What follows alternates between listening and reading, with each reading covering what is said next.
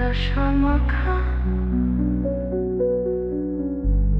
অন্ধকারে রাতে আসছে সে আসছে, কেউ জানে না কি হবে এখন।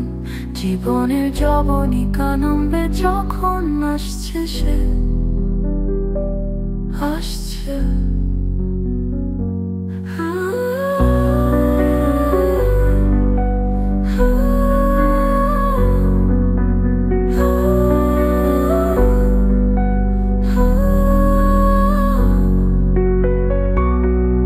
রেইনবো মিডিয়া স্টুডিওতে আপনাকে জানাই স্বাগত। জীবনের যবনিকা নামবে যখন আসছে সে আসছে।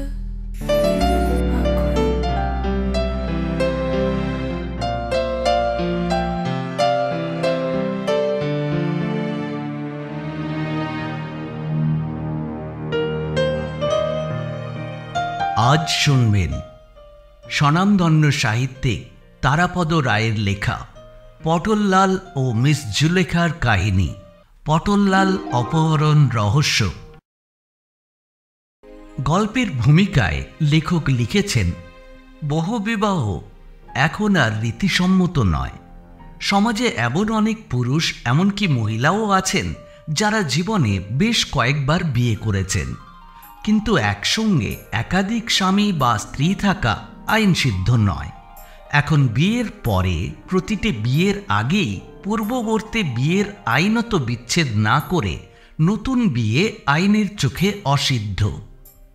তবে হলিউডের এক অভিনেত্রীর কথা শোনা যায়, তার এতবার বিয়ে হয়েছে ও বিয়ে ভেঙেছে যে তার হিসেব মিলছে না। দেখা যাচ্ছে যে তিনি যতবার বিয়ে করেছেন তার চেয়ে একবার বেশি ডিভোর্স করে বসে আছেন। পটললাল ও মিস জুলেখার এই রসরহস্য কাহিনীও বহু বিবাহ জড়িত। তবে কোনো পরিচিত বা অপরিচিত স্ত্রী বা পুরুষ কাউকেই আহত করা এই কাল্পনিক গল্পের উদ্দেশ্য নয়।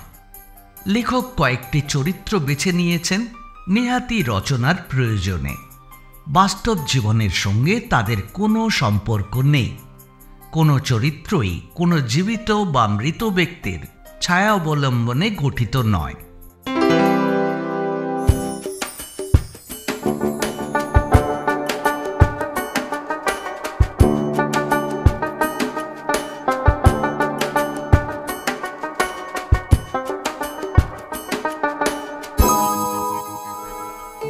আজ কয়েকদিন হলো ভয়াবহ গরম পড়েছে। কলকাতায় এত গরম বহুকাল পড়েনি। বৈশাখের শেষ দিকে অল্প বৃষ্টি হয়েছিল। পুরো জ্যৈষ্ঠ মাসটা খাঁ খাঁ গনগন করে জ্বলছে। আবহাওয়া দপ্তর বলেছে বৃষ্টি নামতে এবার আষাঢ় মাস এসে যাবে। এই গরমের সঙ্গে পাল্লা দিয়ে শুরু হয়েছে মর্মান্তিক লোডশেডিং। তবে লোডশেডিংয়ে ডাক্তার সহদেব সুখের খুব একটা অসুবিধে হয় না। তার নিজের ভালো ইনভার্টার আছে। রাতে ঘুমের মধ্যে যদি লোডশেডিং হয়ে যায়, পাখা ঠিক মতোই ঘুরতে থাকে। সহদেব টেরও পান না। কিন্তু পাখা ঘুরলেই তো হলো না। পাখার বাতাসে এই গরমে আর সেই স্বস্তি নেই।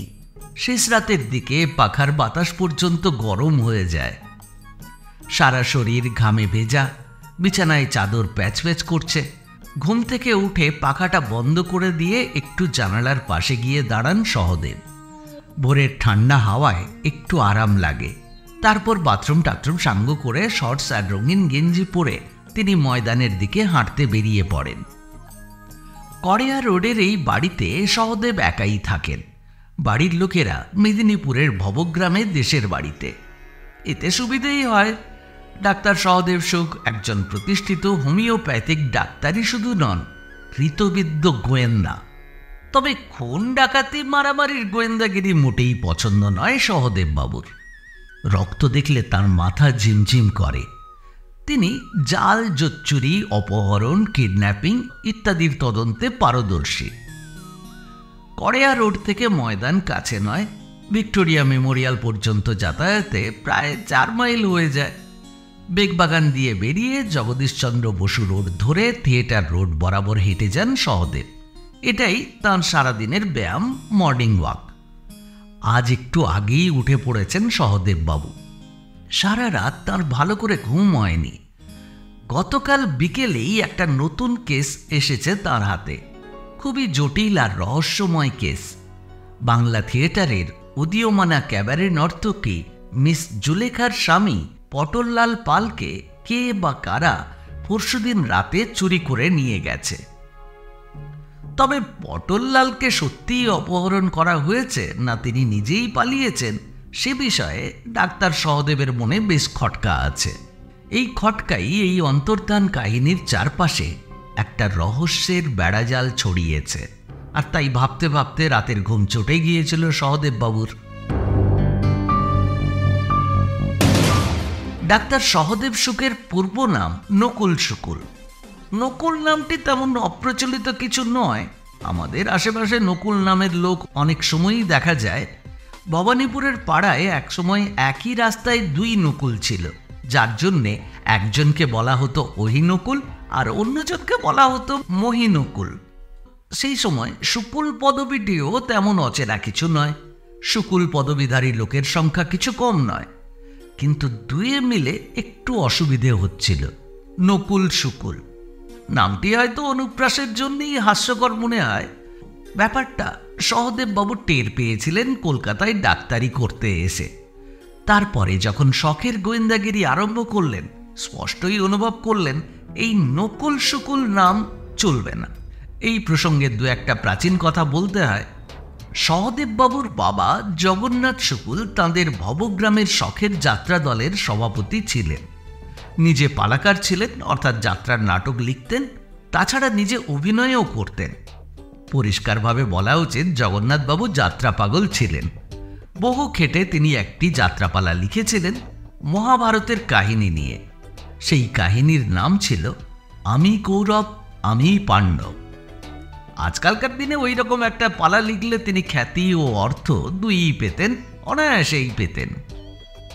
গ্রাম্য যাত্রাকার জগন্নাথবাবুর সেরকম সৌভাগ্য অবশ্য হয়নি, কিন্তু মহাভারত নিয়ে পালা লিখে মহাভারতের কাহিনীতে তার হৃদয় ও মন নিমজ্জিত হয়ে গিয়েছিল। ওই আমি কৌরব আমি পাণ্ডব নামক তাঁর স্বরচিত পালায় তিনি পাণ্ডু রাজার ভূমিকায় অবতীর্ণ হতেন। কেমন অভিনয় করতেন তা নিয়ে মাথা ঘামানোর দরকার নেই, কিন্তু আসল কথা হলো তিনি নিজের বাস্তব জীবনেও পাণ্ডু রাজা বনে গেলেন। পরপর 4টি পুত্র সন্তান জন্মেছিল জগন্নাথ বাবুর স্ত্রীর গর্ভে। তাদের নামকরণ হলো যথাক্রমে যুধিষ্ঠির, ভীম, অর্জুন এবং নকুল। প্রথম 3টি সন্তান জন্মানো পর্যন্ত তিনি তাঁর স্ত্রীকে কুন্তি বলে ডাকতেন। চতুর্থ সন্তান নকুল জন্মানোর পর তিনি সেই স্ত্রীকে মাদ্রি বলে ডাকা শুরু করলেন। মধ্যে একবার জগন্নাথবাবুর মাথায় এমন বুদ্ধিও ঢুকে গিয়েছিল যে তিনি দ্বিতীয়বার দ্বার পরিগ্রহণ করবেন এবং দ্বিতীয় স্ত্রীর নাম দেবেন মাদ্রি, এমনটা মনস্থ করেছিলেন। কিন্তু তাঁর সেই স্বপ্ন সফল হয়নি। প্রথমা স্ত্রী মানে সহদেব বাবুর মাকে তিনি অসম্ভব ভয় পেতেন। অপরিসীম নির্যাতনের ভয়ে তিনি পরের বার বিয়ে করতে এগোতে সাহস পাননি। ফলে বাধ্য হয়েই একই স্ত্রীকে প্রথমে কুন্তি এবং পরে মাদ্রি বলে সম্বোধন করতেন। কিন্তু এর চেয়েও খারাপ ব্যাপার ঘটল। জগন্নাথবাবু পঞ্চম পুত্র জন্মানোর আগেই একদিন মধ্যরাতে আমি কৌরব আমি পাণ্ডব যাত্রাপালায় 3য় অঙ্কের 4র্থ দৃশ্যে দেহরক্ষা করলেন। মাদ্রির মৃত্যুর পরে তার নিজের বুকে 2বার করাঘাত করার কথা ছিল। তিনি নিজেই এই নির্দেশ রচনা করেছিলেন তার পালায়, কিন্তু সেদিন উত্তেজনাবশত তিনি 26 বার বুকে করাঘাত করেছিলেন এবং সেটাই তার মৃত্যুর কারণ হয়ে দাঁড়ায়। ওই সময়ে তার স্ত্রীর সন্তান সম্ভাবনা না থাকায় সহদেবের আর জন্মগ্রহণ করা সম্ভব হয়নি। পরিণত বয়সে নকুল শুকুল যখন যথাক্রমে ডাক্তারি ও গোয়েন্দাগিরি শুরু করলেন, তিনি ভেবে দেখলেন যে নাম বদলানো অবশ্যই জরুরি। এই কথাটাও তার মাথায় এলো যে তাঁরা 5 পাণ্ডব না হয়ে 4 পাণ্ডব হয়েছেন। পঞ্চম পাণ্ডব যার হওয়ার কথা ছিল সে হলো সহদেব, তার যমজ ভ্রাতা হয়ে যার জন্মানো উচিত ছিল। যমজ মানে একই লোক প্রায় বলা যায়। সুতরাং যে নকুল সেই সহদেব হতেই পারে। এই রকম জটিল চিন্তার পরিণতি দাঁড়ালো যে নকুল ভাবতে লাগলেন, আমার নামও তো সহদেব হতে পারত, আমি কেন সহদেব হব না? সহদেব নামটা ভালোই। তাছাড়া নকুল শুকুলের এই অন্তমিল থেকে অব্যাহতি পাওয়া যাবে। এই সময় চারদিকে আদালতে এফিডেভিট করে নাম পদবি বদলানোর ধুম চলছে। খবরের কাগজের পাতায় সারি সারি নাম পদবি বদলের বিজ্ঞপ্তি। ব্যারাকপুরের প্রথম শ্রেণীর ম্যাজিস্ট্রেটের কোর্টে এফিডেভিট করে ভ্যাবল চোংদার শ্রীযুক্ত উত্তম কুমার হয়েছেন। আলিপুর আদালতে হলফনামা করা হয়েছে যে আমি শামসুল হক আজ থেকে নজরুল ইসলাম হলাম। কেউ কেউ নিজের নামই শুধু নয়, বাবার নাম পর্যন্ত পাল্টে নিয়েছে। দৈনিক পত্রিকায় বিজ্ঞাপন বেরিয়েছে, আমি খগারাম চট্টরাজ, পিতা নগারাম চট্টরাজ, শাকিন বাসুদেবপুর, ডাকঘর বাসুদেবপুর। বাংশাল কোর্টের এফিডেভিট বলে খগেন চট্টোপাধ্যায় ও পিতা নগেন চট্টোপাধ্যায় হইয়াছি। বাবার নাম বদলানোর অবশ্য প্রয়োজন পড়েনি নকুল শুকুলের। তিনি কাউকে কিছু না জানিয়ে মাত্র 25 টাকা খরচ করে শিয়ালদা কোর্টে গিয়ে এফিডেভিট করে এলেন। ব্যাপারটা আদালতের আঙিনায় রীতিমতো জলভাতের মতো হয়ে গেছে। আগেই টাইপ করা আছে স্ট্যাম্প পেপারে, শুধু শূন্যস্থানে বর্তমান নাম এবং আকাঙ্ক্ষিত নাম, সেই সঙ্গে ঠিকানা ইত্যাদি বসিয়ে দিলেই হলো। তারপর হাকিমের সামনে একজন উকিল শনাক্ত করবে। ঘণ্টা দুয়েকের মধ্যে কাজটা সারা হয়ে গেল। রাতারাতির চেয়েও তাড়াতাড়ি নকুল শুকুল সহদেব শুকুল হয়ে গেলেন। কথায় বলে মানুষের লোভের শেষ নেই।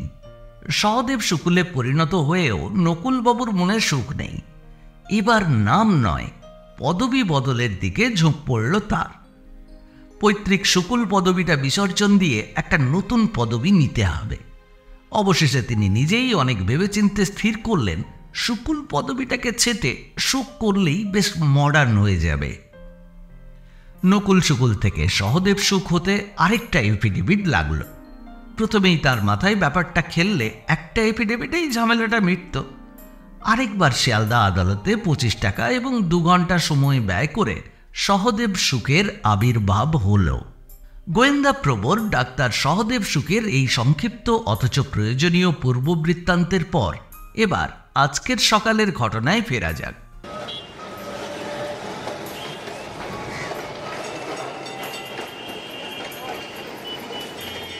ভিক্টোরিয়ার সামনে থেকে প্রাতঃভ্রমণ সেরে কড়েয়া রোডের দিকে ফিরছিলেন সহদেব। একটু অন্যমনস্কই ছিলেন তিনি, থাকারই কথা। মাথার মধ্যে ঘুরছে মিস জুলেখার স্বামী পটললাল পালের রহস্যময়ভাবে গায়েব হয়ে যাওয়ার প্রসঙ্গ। সেই সঙ্গে গতকাল সন্ধ্যায় সরোজিনী মঞ্চে যৌবনের লীলা নাটকে মিস জুলেখার উদ্দাম মোহময়ী নৃত্যের চমক ঠমকগুলি, দৈহিক মোচড়গুলি ছেঁড়া ছেঁড়া ছবির মতো চোখের সামনে এখনো ভাসছে।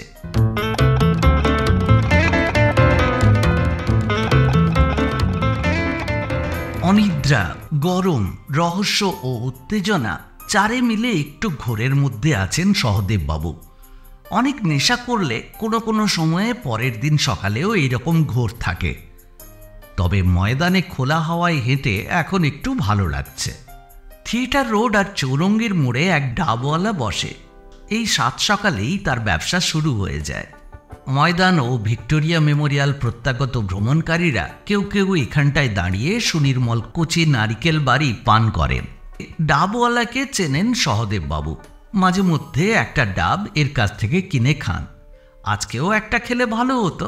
ডাবওয়ালার কাছে গিয়ে সহদেব বাবু দাঁড়ালেন। লোকটা তখন ডাবের কাঁদি গুছিয়ে সাজাচ্ছে। সহদেব বাবু দেখলেন এই লোকটা পুরনো ডাবওয়ালা নয়। সে লোকটা লুঙ্গি পরত, সঙ্গে রঙিন ফতুয়া, বোধহয় দেশে গেছে। তার অবর্তমানে নতুন লোকটা এখন হয়তো কিছুদিন ব্যবসাটা চালাবে। এই নতুন লোকটা মোটেই ডাবওয়ালা টাইপের সন্ডা চেহারার নয়। রোগা, পরনে কালো ফুল প্যান্ট, লাল স্পোর্টস গেঞ্জি, হাতে ঘড়িও রয়েছে।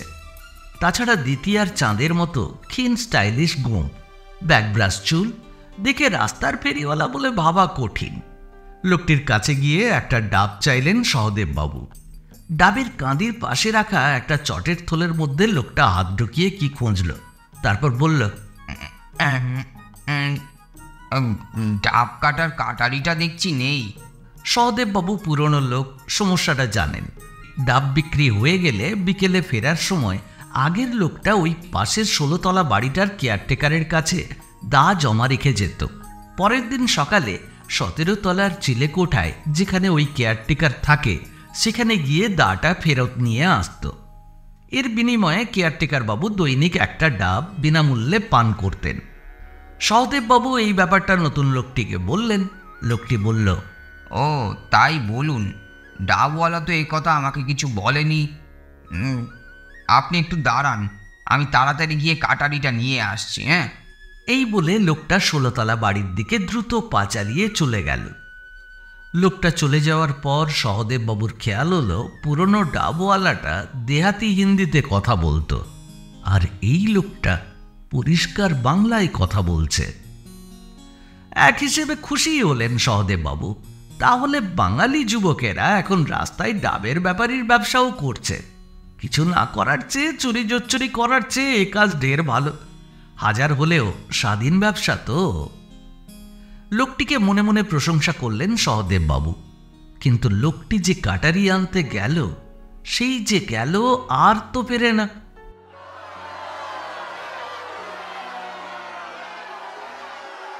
এদিকে রাস্তায় ওই বহুতল বাড়িটার সামনে কিসের যেন রীতিমতো শোরগোল শুরু হয়েছে।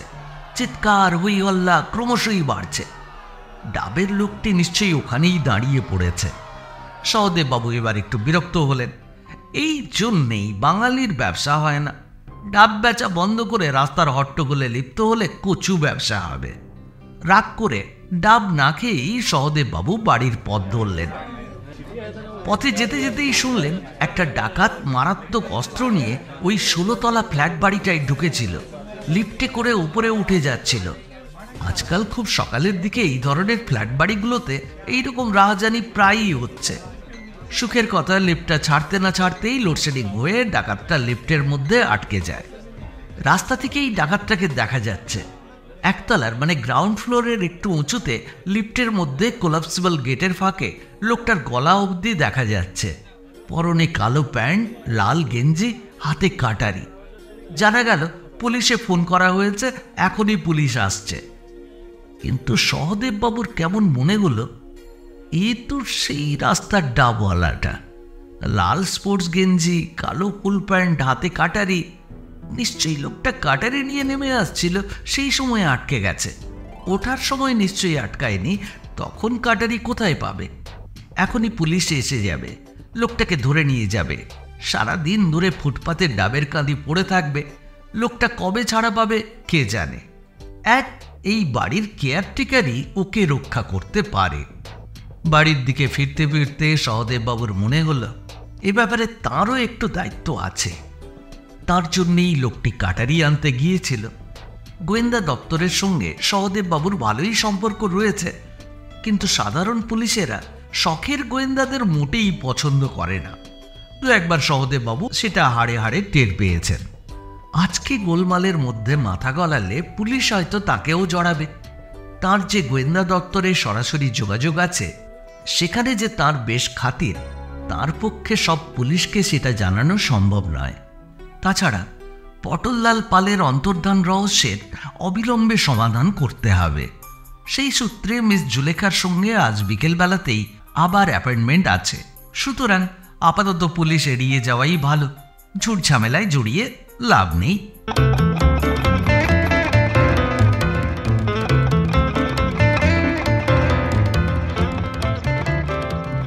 মিস জুলেখার নাম শুনে যদি কেউ ধরে নেন যে তিনি কোনো অ্যাংলো ইন্ডিয়ান তরুণী, তবে তিনি খুব ভুল করবেন। প্রথমেই সেই ভ্রান্তি নিরসন করা দরকার। ডাক্তার সহদেব সুখের মতো মিস জুলেখারও একটি পূর্ব নাম আছে। অবশ্য তিনি আদালতে এফিডেভিট করে খবরের কাগজে বিজ্ঞাপন দিয়ে নাম বদল করেননি। নাম বদলেছেন নেহাতি পেশার দায়ে। মিস জুলেখার আগের নাম ছিল শ্রীমতী লেখা ভট্টাচার্য। রীতিমতো ভট্টাচার্য বামুন বংশের মেয়ে, গঙ্গা তীরের প্রসিদ্ধ পরিবারের। তিনি কিশোরী বা তরুণী, এমনকি যুবতীও প্রায় নন। 40-42 বছর বয়স হয়েছে তার। 3 পুত্রকন্যার জননী। ক্লাস 10-এ পড়ার সময় টেস্ট পরীক্ষার ঠিক 2 দিন আগে গলির মোড়ের শ্রী হনুমান ব্যায়ামাগারের বালিকা শাখার ব্যায়াম শিক্ষক নারায়ণ ত্রিবেদীর সঙ্গে কুমারী লেখা ভট্টাচার্য বাড়ি থেকে বেরিয়ে গিয়ে দক্ষিণেশ্বরে মা কালীর সামনে মালা বদল করেন এবং স্মৃতিতে সিঁদুর আরোপ করে শ্রীমতী লেখা ত্রিবেদীতে পরিণত হন। এরপর 4-5 বছরের মধ্যে 3টি পুত্র কন্যা তার জন্মায়, কিন্তু ব্যায়ামবীর নারায়ণ ত্রিবেদী এর মধ্যেই সংসারে বীতশ্রদ্ধ হয়ে একদিন শেষ রাতে লোটা কম্বল সম্বল করে একটা খবরের কাগজের ঠোঙায় রান্নাঘরের পেছনের ছাইগাদা থেকে কয়েক মুঠো ছাই নিয়ে পথে বেরিয়ে সেগুলো সারা শরীরে মেখে নিমতলা শ্মশানঘাটের কিঞ্চিত উত্তরে গঙ্গার ধার ঘেঁষে রেলের লাইন মাচিয়ে আস্তানা গাড়েন। যে কোনো কারণেই হোক, সংসার ত্যাগের পর তিনি প্রায় 1 বছর মৌনী অবস্থায় থাকেন। সেখানে তার পরিচয় হয় মৌনী বাবা বলে।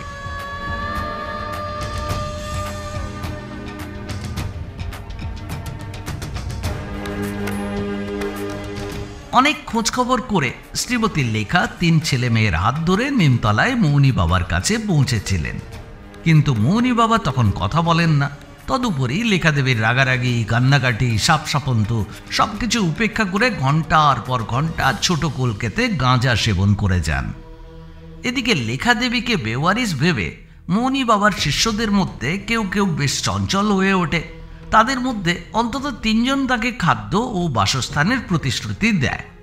লেখাদেবীর গত্যন্তর ছিল না, আর সেই থেকেই তাঁর পতন কিংবা অভ্যুত্থানের শুরু।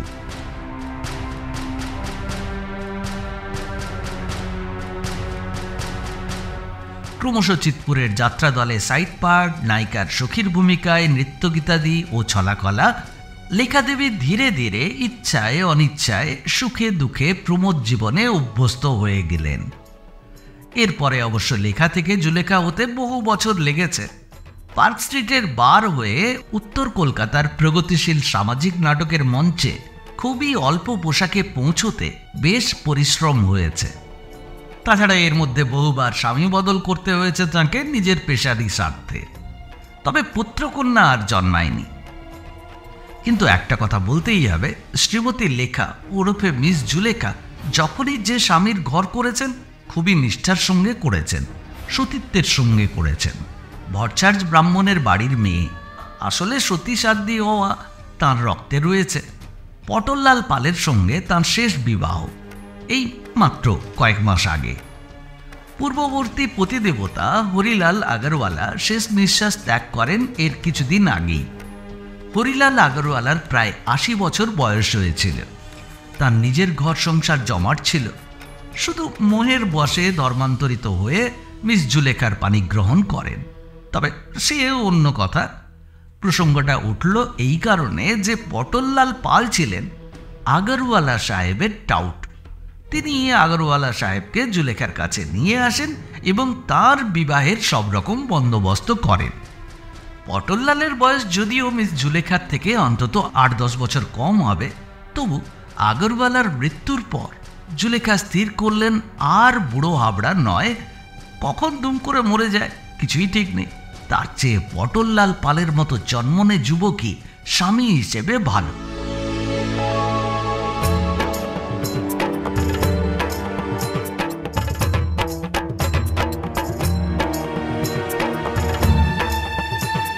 পটললালের সঙ্গে বিয়ে হওয়ার পরে পুনর্বার হিন্দু হয়ে মিস জুলেখার মনে সম্প্রতি খুব ধর্মভাব দেখা দিয়েছে।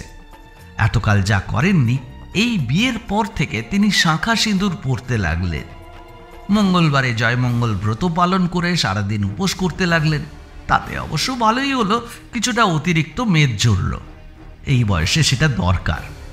শুধু শাঁখা সিঁদুর বা উপোস দেওয়া নয়, প্রতি লক্ষ্মীবারে অর্থাৎ বৃহস্পতিবারে মিস জুলেখা লক্ষ্মীর পাঁচালি পাঠ করে লক্ষ্মীর আরাধনা করতে লাগলেন। ফুল, চন্দন, প্রসাদ সবকিছু দিয়ে লক্ষ্মী ঠাকুরানের পুজো হতে লাগলো। খাটের পেছনে এক চিলতে জায়গায় একটা বার্নিশ করা কাঠের সিংহাসনে লক্ষ্মীর ফটো বসিয়ে প্রতিদিন সকালে ধূপধুনো শঙ্খরবে বন্দনা শুরু হলো। সন্ধ্যারতিটা অবশ্য সম্ভব হতো না, পেশার তাগিদে তাকে বাড়ির বাইরে থাকতে হতো, মঞ্চে বা বারে।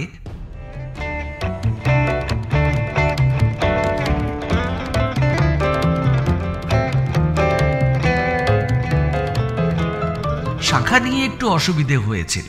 হাতে শাঁখা পরে ক্যাবারে নাচ একটু বেমানান, কিন্তু দেখা গেল উত্তর কলকাতায় এই জাতীয় নাটকের দর্শকেরা এইসব নিয়ে মোটেই মাথা ঘামান না। তারা শাঁখা দেখতে আসেননি, তারা নাটকও দেখতে আসেননি, তারা মিস জুলেখাকে তার অঙ্গ প্রত্যঙ্গ দেখতে এসেছেন দাম দিয়ে টিকিট কেটে। শাঁখা নিয়ে তারা মোটেই বিচলিত নন, একেবারে মাথা ঘামালেন না। সেথির সিঁদুর নিয়ে অবশ্য কোনো অসুবিধে হয়নি, কারণ মিস জুলেখা একটা সোনালি রঙের পরচুলা পরে নাচেন, তাতেই সিঁদুর সমেত মাথার চুল ঢাকা পড়ে যায়। তবে আসল অসুবিধে হয়েছিল মিস জুলেখার কোমরের মাদুলি নিয়ে।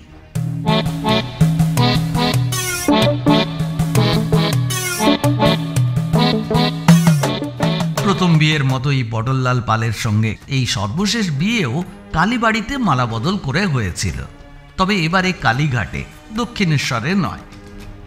বারবার বিয়ে করার ব্যাপারটা মিস জুলেখার আর ভালো লাগছিল না। কালীবাড়ির দরজাতেই এক ত্রিকাল সিদ্ধ সাধু বাবার আবির্ভাব হয়েছে। দীর্ঘ 1008 বছর হিমালয়ের গুহায় কাটিয়ে আজ কয়েকদিন হলো কালীঘাটে ফিরে এসেছেন।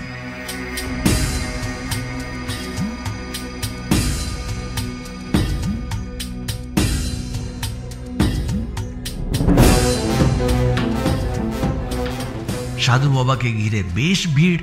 কালী মন্দিরে মালা বদল করে বিয়েতে জুলেখা বেশ অভিজ্ঞা। তিনি তাড়াতাড়ি পটললালের সঙ্গে বিয়েটা সাঙ্গ করে সাধু বাবার কাছে ফিরে এলেন। মহিলা বলে ভিড় ঠেলে এগোতে কোনো অসুবিধে হলো না মিস জুলেখার।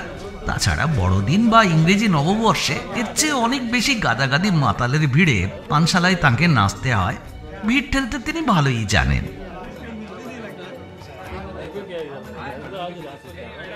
সাধু বাবার পাশেই তাঁর এক চেলা দাঁড়িয়ে, মধ্যবয়সী, সাধারণ চেহারা, সাধারণ ধুতি পাঞ্জাবি পরা।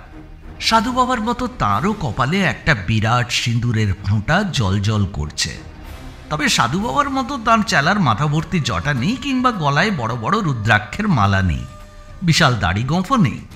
সে যাই হোক, এই চেলা ঠাকুরকেই মিস জুলেখা জিজ্ঞাসা করলেন, আচ্ছা সাধু বাবা, সত্যি সত্যি কি আপনি 1008 বছর হিমালয়ের গুহায় ছিলেন? চেলা ঠাকুর বললেন, সে আমি বলতে পারবো না। আমার 2 ছেলে পলাশির যুদ্ধে সিরাজউদ্দৌলার পক্ষে যুদ্ধ করে ক্লাইভের তোপের মুখে প্রাণ দেয়। সেই থেকে আমি বিভাগী হয়ে হিমালয়ের পাহাড়ে পাহাড়ে ঘুরে বেড়াই। সেইখানেই তো সাধু বাবার সঙ্গে দেখা, কিন্তু সে তো মাত্র 200 বছর আগেকার কথা। 1000 বছরের কথা তো বলতে পারবো না। 1000 বছর না হোক, 200 বছর শুনেই সাধু বাবা সম্পর্কে জুলেখার মনে ভারী শ্রদ্ধার ভাব এলো। সাধু বাবার রক্তাভ চোখ সহ মুখটাও কেমন মায়াবী, যেন গত জন্মের চেনা। মিস জুলেখা একেবারে সামনে গিয়ে সাধু বাবার দুপা জড়িয়ে ধরে উচ্ছ্বাস ভরে ডুকরে উঠলেন, বাবা, আমি আর পারছি না, আমি আর বিয়ে করতে পারছি না। সাধু বাবা এতক্ষণ চোখ বুজেছিলেন। মিস জুলেখার কণ্ঠস্বর শুনে চমকে চোখ খুলে একবার মিস জুলেখার মুখের দিকে তাকিয়ে এক লাফে উঠে দাঁড়িয়ে বললেন, ওগো, বাবা নয়, বাবা নয়, আমি তোমার বাবা নই, আমি তোমার বাবা নই, আমি তোমার বাবা নই। এই বলে চোঁচা দৌড় লাগালেন কালীঘাট রোডের দিকে। সমবেত ভক্তদের তোয়াক্কা না করে ভিড়ের মধ্যে সে এক সাংঘাতিক দৌড়। আগেই মুখটা চেনা চেনা মনে হচ্ছিল, তারপরে কণ্ঠস্বর। অবশেষে এই পলায়নী দৌড়, এ সবই মিস জুলেখা, না ঠিক মিস জুলেখা নয়, সেই প্রাক্তনী শ্রীমতী লেখা ভট্টাচার্য মহোদয়া খুবই চেনা। মুহূর্তে মিস জুলেখা চিনতে পারলেন এ তার সেই প্রথম স্বামী শ্রীযুক্ত নারায়ণ ত্রিবেদী। সেই নারায়ণ ত্রিবেদী যে আগেও যখন কোনো রকম বিপদে পড়ত এই রকম লাভ দিয়ে দৌড়ে পালাতো। তা পালাক, পালিয়ে যাক, তাতে এখন আর মিস জুলেখার দুঃখ বা আফসোস নেই। নারায়ণ ত্রিবেদীর প্রতি আর সামান্য কোনো টানও নেই জুলেখার মনে, শুধু একটু স্মৃতি বেদনা আছে। আর তাছাড়া এখন নারায়ণ যদি জানতে পারে যে লেখা নৃত্যগীত নিপুণা হয়েছে, ভালো আয় করছে, সচ্ছল হয়েছে, সে যেরকম চরিত্রের লোক হয়তো এসে এই এতদিন পরে ভাগ চাইবে। কিন্তু হায়রে অদৃষ্টের পরিহাস, জীবনের 11তম বিয়ে করতে এসে সেই প্রথম স্বামীর সঙ্গে দেখা হয়ে গেল, যার সঙ্গে এখনো বিবাহ বিচ্ছেদ হয়নি। সাধু বাবার এই আকস্মিক পলায়নে চেলা ঠাকুরও কেমন বিচলিত হয়ে গিয়েছিলেন। এখন একটু সামলে নিয়ে বললেন, সাধু বাবার এরকম প্রায়ই হয়, ভগবান ডাকলে আর বসে থাকতে পারেন না, এভাবে দৌড়ে তার কাছে চলে যান। এই বলে চেলা ঠাকুর সাধু বাবার পলায়ন পথের দিকে তাকিয়ে হাত জোড় করে নমস্কার করলেন। তারপর পুরনো কথার খেই ধরে তিনি মিস জুলেখাকে প্রশ্ন করলেন, আপনি কি বলছিলেন যেন বিয়ে করতে পারছি না? আর বিয়ে করতে পারছি না ব্যাপারটা কি? এতদিন পরে নারায়ণ ত্রিবেদীকে তার প্রথম ভালোবাসা, প্রথম স্বামীকে দেখে মিস জুলেখার মনের সাগরের তটে একের পর এক তিক্ত মধুর স্মৃতির ঢেউ এসে আছড়ে পড়ছিল। তিনি একটু ঘোরের মধ্যেই ছিলেন। নারায়ণ ত্রিবেদী লোকটা সুবিধের নয়, কিন্তু সে তো তার 3 সন্তানের জনক। চেলা ঠাকুরের প্রশ্নে মিস জুলেখার সম্বিত ফিরে এলো। তিনি চেলা ঠাকুরকে বললেন, হ্যাঁ, ঠিকই শুনেছেন, ঠিকই বলেছিলাম। অনেকবার বিয়ে করা হয়ে গেছে আমার, আর বিয়ে করতে ইচ্ছে করে না। চেলা ঠাকুর বুদ্ধিমান লোক। পলাশির যুদ্ধে 2 ছেলেকে হারিয়ে তার ক্ষণিক বুদ্ধিভ্রংশ হয়েছিল, কিন্তু সেটা অনেকদিন কেটে গেছে। এতদিন পরে এখন তার রীতিমতো চন্মনে বুদ্ধি। আজ সাধু বাবা পালিয়েছেন, রোজগারের আশা কম। চেলা ঠাকুর মিস জুলেখার কথাবার্তা শুনে বুঝতে পারলেন, এই একজন মক্কেল পাওয়া গেছে, এর কাছে কিছু আশা করা যেতেই পারে। 2-4 গন্ডা যা হয় তাই লাভ, না হলে আজ উপোস দিতে হবে। তাই তাড়াতাড়ি চেলা ঠাকুর মিস জুলেখাকে প্রশ্ন করলেন, আপনি কতবার বিয়ে করেছেন? তা প্রায় 10-11 বার তো হবেই। মাত্র 10-11 বার? এ তো কলিতীর্থ কালীঘাট। এখানে যারা আসেন তাদের মধ্যে অনেকেই 15-20 বার বিয়ে করেছে। হামেশাই লোকে, মেয়ে লোকে বছরে 2-3 বার বিয়ে করে। এমনকি একই মাসে একই মেয়ে ছেলেকে 2 বার বিয়ে করতে দেখেছি। একটা অভ্যর্থ বিবাহনী বারণী মাদুলি আমার কাছে আছে। এক মেম সাহেব নেবেন বলে কাশি থেকে আনিয়েছিলাম, তা সেই মেম সাহেব তো এলেন না। আপনি যদি নেন তো আপনার জন্য নিয়ে আসি। 51 টাকা, মানে 51 টাকা 25 পয়সা দাম পড়বে।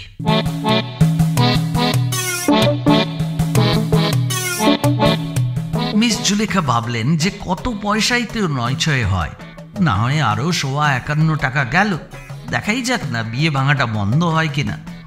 তাছাড়া পটললালকে তার খুবই পছন্দ। মিস জুলেখার সম্মতি পেয়ে চেলা ঠাকুর সঙ্গে সঙ্গে মন্দিরের দক্ষিণ দিকে একটা বেলওয়ারি দোকানে গিয়ে পেতলের রং করা একটা টিনের মাদুলি 50 পয়সা দিয়ে আর 2 বিটার লাল ফিতে 1 টাকা দিয়ে কিনে ফেললেন। তারপর মন্দিরের উঠোন থেকে একটা পরিত্যক্ত শালপাতার ঠোঙা তুলে তার থেকে একটু পাতা ছিঁড়ে নিয়ে মাদুলির মধ্যে ঢুকিয়ে মিস জুলেখার কাছে ফিরে গেলেন।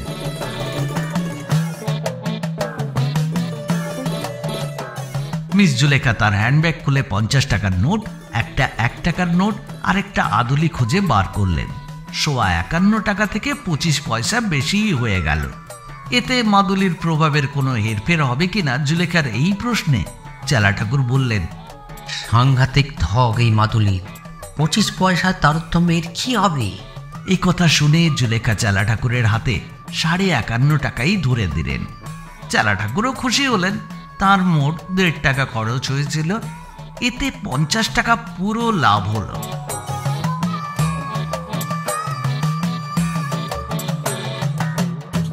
ওদিকে বিয়ের পুরুতের সঙ্গে বিয়ের খরচ খরচা নিয়ে বেশ একটা বচসা লেগেছিল পটললালের।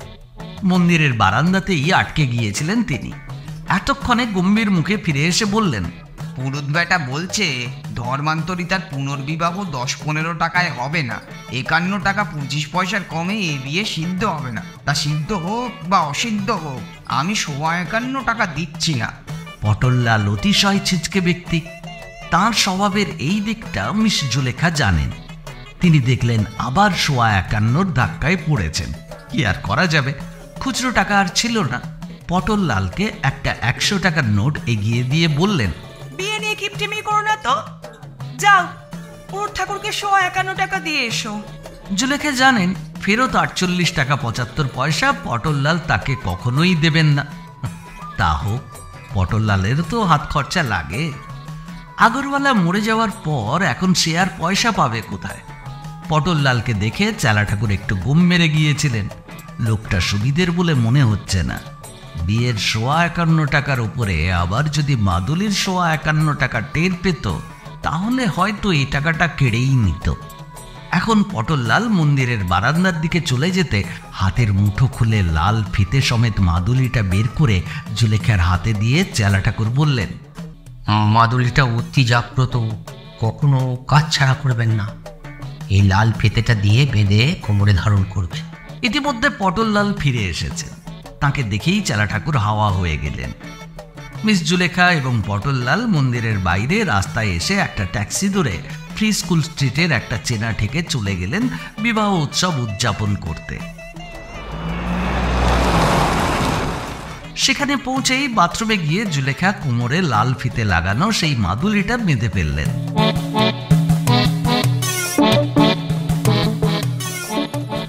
পটললালের মতিগতিতে তার বিশ্বাস নেই। এই থেকে পটললালের চেনা অনেক মেয়ে আসে, তাদের কারো সঙ্গে ঝুলে পড়লেই বিপদ। বয়সের দোষে মিস জুলেখার শরীরে একটু বেশি চর্বি জমেছে। নর্তকীদের শরীরের কোনো কোনো অংশে মাংস চর্বি একটু বেশি থাকলে দর্শকরা পছন্দই করে, কিন্তু মিস জুলেখার একটা ছোট নোয়াপাতি ভুঁড়িও হয়েছে। ফলে ঠিক সরাসরি কোমরের ওপরে লাল ফিতে বাঁধা মাদুলিটা রইল না, নাইয়ের একটু নিচে নেমে গেল।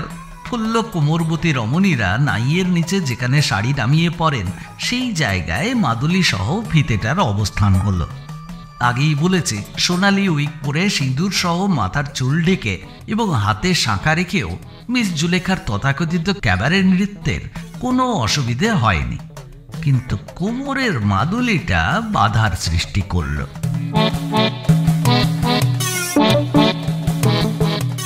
এতক্ষণে মনে হচ্ছে ব্যাপারটা বিশদ করে বলা উচিত। কোমরে মাদুলি বাঁধার পর প্রথম সন্ধ্যায় মঞ্চে আবির্ভূত হওয়ার আগে মেকআপ ম্যান ওই মাদুলিটি দেখতে পায় এবং আপত্তি জানায়। ওই মাদুলিটা কিন্তু রাখা যাবে না, ওটাকে খুলে ফেলতে হবে।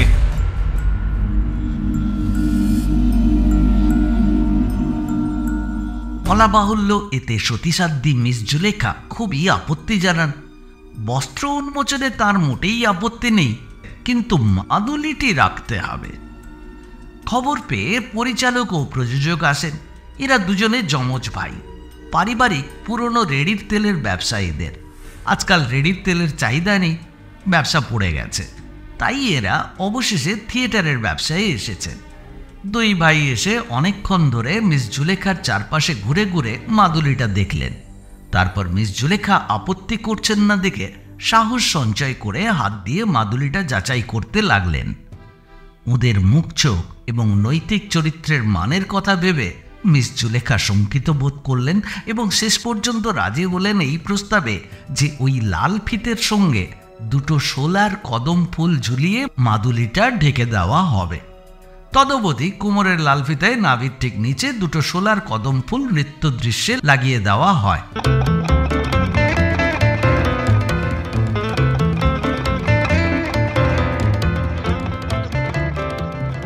তবে কদম দুটো লাগানোর সময় বৃদ্ধ মেকআপ ম্যান দিল মোহাম্মদ বড় বেশি সময় নেয়। কোনো দিন প্রযোজক ও পরিচালক কদম ফুল লাগানোর সময় ফুল দুটো দিল মোহাম্মদ ঠিকমতো লাগাচ্ছে কিনা তা দেখার জন্যে উপস্থিত থাকেন। সঙ্গে অনেক সময় তাদের সাঙ্গপাঙ্গও থাকে।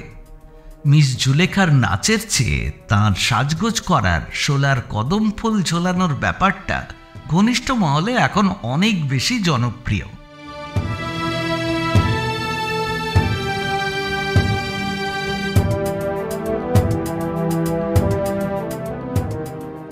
আবার এসেছে গন্ধমাদন, চারদিক মাতে সৌরভে।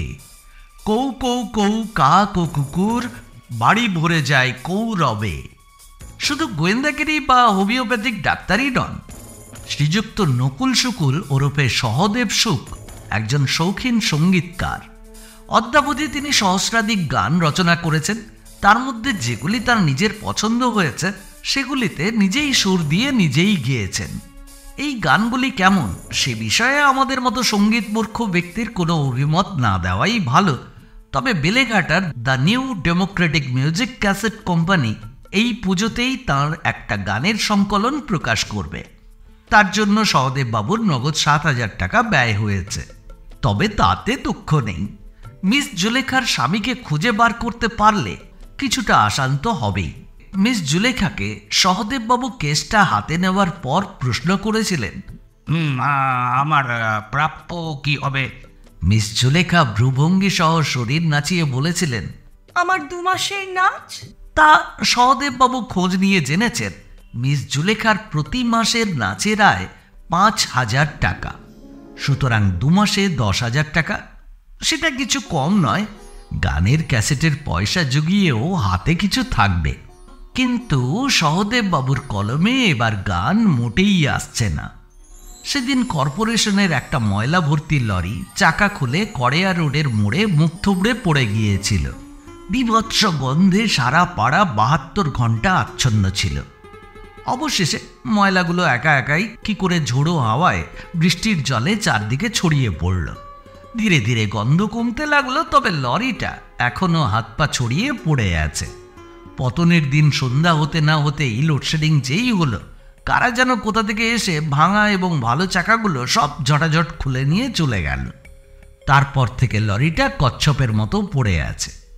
সেই লরিটাকেই স্মরণ করে হয়তো এই আবার এসেছে গন্ধমাদন গানটির সূচনা। তবে এই গানটিতে কৌরব শব্দটি যুগ্মভাবে ব্যবহৃত হয়েছে। প্রথম কৌরব মানে হলো কাকের কৌকৌ, কুকুরের কৌকৌ, এইসব রব। ময়লা ফেলার লরি ভেঙে পড়ায় কাক ও কুকুরের আনন্দধ্বনি। আর দ্বিতীয় কৌরব হল পাণ্ডব কৌরবের কৌরব। মহাভারত বিশারদ পিতার যোগ্য পুত্র হিসেবে পাণ্ডব কৌরবের ব্যাপারটা সহদেববাবুর মজ্জাগত। সহদেববাবু জানেন তিনি একাই 2 পাণ্ডব, নকুল এবং সহদেব, এবং কৌরবেরা তার পরম শত্রু, যাকে বলে জ্ঞাতি শত্রু। বাড়ি ভরে যায় কৌরবে, এই পংক্তিটা লেখার পর থেকেই কেমন দুশ্চিন্তায় পড়ে গেছেন সহদেব। কৌরবে মানে শত্রুতে যদি বাড়ি ভরে যায় তাহলে তো সর্বনাশ। কিন্তু এই মুহূর্তে এইসব শৌখিন চিন্তার অবকাশ নেই সহদেব ডাক্তারের। বাইরের চেম্বারে অন্তত 10 জন রোগী অপেক্ষা করছে। 10 জনই ইঁদুরে কামড়ের রোগী। সম্প্রতি কলকাতায় ইঁদুর খুব বেড়ে গেছে, শহরতলিতে আরও। বিভিন্ন ইঁদুর মারার ওষুধে তাদের কোনো রকম ক্ষতিই হচ্ছে না, বরং বৃদ্ধি হচ্ছে। ইঁদুর মারার ওষুধ খেয়ে খেয়ে তারা ক্রমশ বেশি দুর্দান্ত, বেশি হিংস্র হয়ে উঠেছে। মানুষদের তারা আর আজকাল একেবারেই ভয় পায় না। কলকাতায় ডাক্তারি করতে এসে বুদ্ধিমান সহদেববাবু এই কথা অনুধাবন করেছিলেন যে এখানে সব বিষয়ের ডাক্তার হয়ে ব্যবসা বা পসার জমাতে দেরি হবে, একেবারে নাও হতে পারে। তার চেয়ে কোনো একটা জরুরি বিষয়ের ডাক্তার হলে তাড়াতাড়ি পসার জমবে, খ্যাতি ও অর্থ দুইই হবে। যে সময়ে সহদেববাবু এইসব ভাবছিলেন, সেই সময়ে একদিন সন্ধেবেলা পরপর 2টি ইঁদুর, একটি নেংটি ইঁদুর এবং একটি ছোঁচো যথাক্রমে তার বাঁ পায়ের কোড়ে আঙুল এবং ডান পায়ের বুড়ো আঙুল কামড়ে দেয়। বাধ্য হয়ে তিনি পরদিন সকালে বাড়ির কাছেই ন্যাশনাল মেডিকেল কলেজে যান। সেখানে ইমার্জেন্সি আউটডোরে দেখেন প্রায় সবাই ইঁদুরের কামড়ের রোগী। এরপর বাড়ি ফিরে এসে ইঁদুর ও ইঁদুরের কামড়ের বিষ আছে কিনা, তার প্রতিক্রিয়া কি হয়, প্রতিষেধকই বা কি, এইসব বিষয়ে বিভিন্ন চিকিৎসা গ্রন্থ সংগ্রহ করে গভীর পড়াশোনা করেন। তারপর দৈনিক ও সাপ্তাহিক পত্রপত্রিকায় বিজ্ঞাপন দেন। বাড়ির সামনেও সাইনবোর্ড টাঙিয়ে দেন, তাতে বড় বড় হরফে লেখা, মানে এইটা ঠিক ঠিক ইঁদুরের দংশনের অব্যর্থ উপশম, মাত্র 3 ডোজে উপকার, এবার বিফলে মূল্য ফেরত। ডাক্তার সহদেব সুখ, কড়েয়া রোড, কলিকাতা। এইটা নিয়ে দিলে হবে হবে। এই বিজ্ঞাপন ও সাইনবোর্ডের দুপাশে 2টি হিংস্র ইঁদুরের ছবি আঁকা। সেগুলো প্রায় কুমিরের মতো বড় এবং খরদন্তি। ইঁদুরের দংশনের চিকিৎসায় সহদেববাবুর বেশ হাবযশ হয়েছে। আজকের 10 জন রোগীকেই তিনি যত্ন করে দেখলেন ও ওষুধ দিলেন। কিন্তু শুধু ওষুধ দিলে তো কাজ হয় না, ওষুধ খাওয়ার সময় একটা গোপন মন্ত্র মনে মনে বলতে হয়। বলা বাহুল্য, সেই গোপন মন্ত্রটিও ডাক্তার সহদেব সুখেরই রচনা। একটু গোলমেলে ছন্দের এই মন্ত্রটি হলো: সুখ বলে ইঁদুর কি জিনিস, সুখ বলে ইঁদুরের দাঁতে বিষ, সুখ বলে ভয় না পাবিস, সুখ বলে অহর্নিশ অহর্নিশ অহর্নিশ। অহর্নিশ মানে দিন ও রাত্রি, মানে 24 ঘন্টা। এইটুকু বুঝলেই মন্ত্রের মর্মার্থ ধরা যায়। ইঁদুরের বিষে ভয় নেই। ডাক্তার সহদেব সুখ বলছেন 24 ঘন্টার মধ্যে ভালো হয়ে যাবে। 3 ডোজ ওষুধ আর তার সঙ্গে স্বরচিত এই মন্ত্র বিনিময়ে রোগী প্রতি 32 টাকা। সকালবেলাতেই 320 টাকা আয় হয়ে গেল। ইঁদুরের দংশনের চিকিৎসা করে ভাগ্য ফিরে গেছে সহদেব বাবুর। তাছাড়া এই ইঁদুর দংশনের চিকিৎসার সূত্রেই তাঁর শখের গোয়েন্দাগিরিতে প্রবেশ। পুলিশের গোয়েন্দা দপ্তরের ডাকসাইটে উপপ্রধান সাহেবকে খোদ লালবাজারে দপ্তরের মধ্যে একটা ছুঁচো কামড়ে দেয়। সেই চিকিৎসার সূত্রে ডাক্তার সহদেব সুখকে তলব করা হয়েছিল পুলিশ দপ্তরে। সেখানে দংশিত উপপ্রধান সাহেবের ক্ষতস্থান দেখে ডাক্তার সহদেব সুখ বলেন, এটা তো আসলে ছুঁচো নয়, কোনো নকল প্লাস্টিকের ইঁদুরের এই মারাত্মক কেমিক্যাল লাগালো ওই নকল বিষ দাঁতের কামড়। সবাই সহদেব বাবুর বিশ্লেষণ হৃদয়ঙ্গম করার আগে উপপ্রধান সাহেব বিষক্রিয়ায় অজ্ঞানের মতো হয়ে গেলেন। তার নাক মুখ দিয়ে সাদা ফ্যানার মতো গ্যাজলা বেরোতে লাগলো। তাকে তখনই হাসপাতালে স্থানান্তরিত করে তাঁর প্রাণ রক্ষা করা হয়। এদিকে দপ্তরেরই একপাশে স্প্রিং লাগানো প্লাস্টিকের ইঁদুরটি বড় কাঠের আলমারির নিচে পাওয়া যায়। তখনই অনেকের খেয়াল হয় যে উপপ্রধান সাহেব আজ সকালবেলাতেই প্লাস্টিক কিং মোহন মেহতাকে বহুক্ষণ জেরা করেছেন কালো টাকার ব্যাপারে। সঙ্গে সঙ্গে মোহন মেহতার বাড়িতে ও অফিসে সার্চ করা হলো। কয়েক হাজার বিষাক্ত প্লাস্টিকের ইঁদুর বেরোলো এই 2 জায়গা থেকে। এবং এরপর থেকে সবাই জেনে গেল যে কলকাতায় সব ইঁদুর কামড়ের কেসই আসল ইঁদুরের কামড় নয়, অনেকগুলি প্লাস্টিকের নকল বিষাক্ত ইঁদুরের কাজ।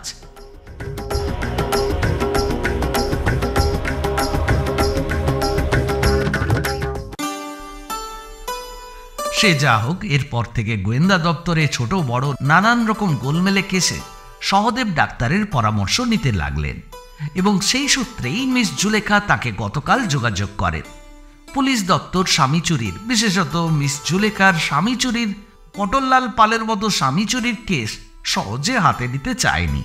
তারা এই ডাক্তার সহদেব সুখকে অনুরোধ করে কেসটা নিতে। কেসটা গতকালই নিয়েছেন সহদেব বাবু। বিকেলবেলাতেই থিয়েটার হলে যাওয়ার পথে মিস জুলেখা সহদেব বাবুর চেম্বারে এসেছিলেন। সহদেব বাবু ধরে নিয়েছিলেন এটাও কোনো ইঁদুরের কামড়ের কেস, তাই সরাসরি মিস জুলেখাকে জিজ্ঞাসা করেছিলেন, কোথায় কামড়েছে জায়গাটা একটু বলুন।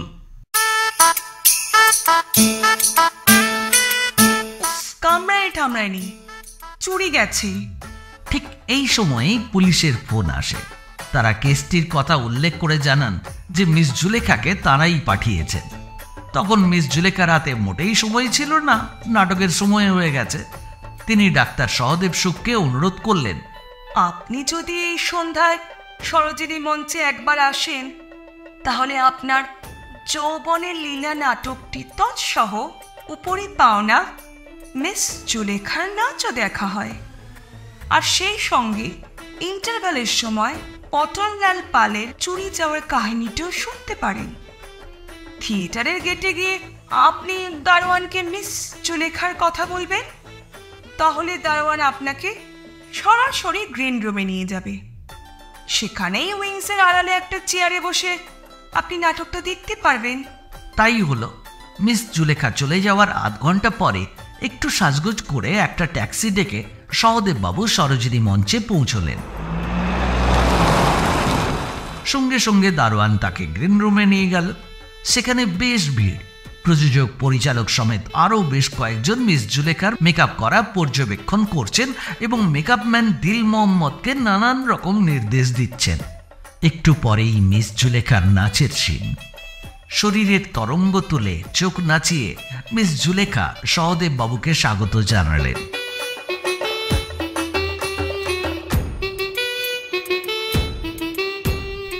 তারপর পরীর মতো হালকা নীল রঙের ওড়না উড়িয়ে এক লাফে গিয়ে পড়লেন স্টেজের ঠিক মাঝখানে এবং মুহূর্তের মধ্যে হাওয়ায় উড়িয়ে দিলেন সেই নীল ওড়না। তারপর সে কি তাথই তাথই নৃত্য! এই ভারী শরীরে এমন কসরত করা যে সম্ভব, চোখে না দেখলে বিশ্বাস করা কঠিন।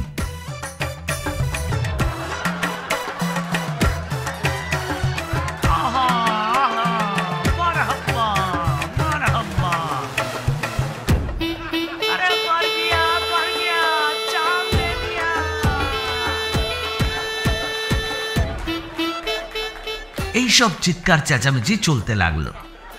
মঞ্চ জুড়ে সে কি দাপাদাপি মিস জুলেখার! দৌড়ে লাফিয়ে ঘুরপাক খেয়ে চিত হয়ে শুয়ে উপর হয়ে বসে নীল আলো লাল আলো বেগুনি আলোয় নাচ করতে লাগলেন মিস জুলেখা। শেষের দিকে একদম উদ্দাম হয়ে গেলেন।